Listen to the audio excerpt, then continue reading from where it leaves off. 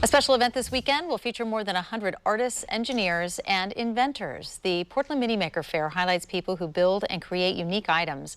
Joe V is at OMSI with one maker to learn about his inspiring story.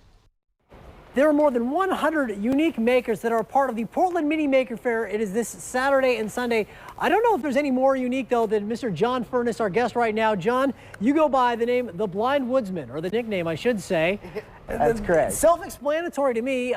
You said you lost your sight when you were 16, yet despite that, for several years now, you've been making these beautiful wood items. Tell me, first of all, about what you make.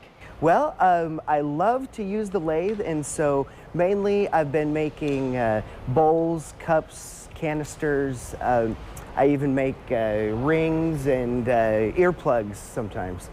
Okay, so obviously there's a lot of questions that I have here as to how you do this, because obviously there's challenges that you face that any other person wouldn't have to deal with. So how do you get past your blindness to create these beautiful items? Well, the main difference between sighted and blind woodworkers is the way we measure. This here is called a rotomatic, and every tab is 1/2 of an inch, and every rotation of that nut is a 1/16 of an inch.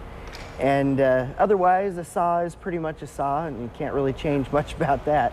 And then I'll use this, for instance, this mounting plate here, and all things on the lathe start square. So I'll use that, put that mounting plate, and then I'll adjust this and go around the sides to measure and make sure it's centered. And then... Now, how did you get into doing this? I got involved with this from there's a school in Salt Lake City, Utah, where I lived, and they had a woodworking program there. And it's not an academic school, it's a school where people would go to learn Braille and independent living skills, computer skills, that kind of a thing. And I found I just had a knack for it.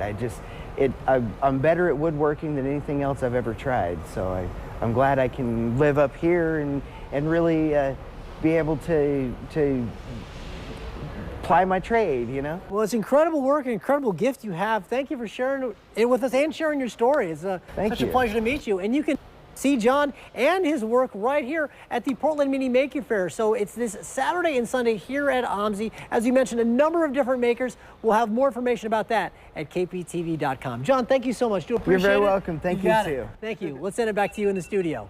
Just incredible. The sawdust is his glitter. That was cool. Yeah, I know, right? Yeah, very, very cool. Wow.